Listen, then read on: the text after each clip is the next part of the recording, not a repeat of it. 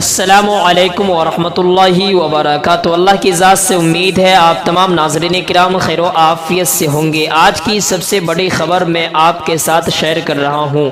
جمعیت علماء ہند کے صدر حضرت مولانا سید ارشد مدنی دامت برکاتہم العالیہ آچاریہ مہا منڈلیشور سوامی کیلاش نند گیری سے ملاقات ہوئی۔ ملاقات میں دونوں مذہبی رہنماؤں کے درمیان کئی موضوعات پر تبادلہ خیال ہوا۔ اس دوران کیلاش نند گیری نے حضرت مولانا سید ارشد مدنی دامت برکاتہم العالیہ کو بھگوا شال سے استقبال کیا اور اتراکھنڈی ٹوپی بھی تحفے میں عطا کی، جبکہ سید ارشد مدنی دامت برکاتہم العالیہ نے کیلاش نند گیری کو ہندی میں ترجمہ شدہ قرآن شریف بھی تحفے میں عطا کیا۔ ناظرین کرام، یہ ویڈیو بہت ہی زیادہ سوشل میڈیا پر وائرل ہو رہی ہے۔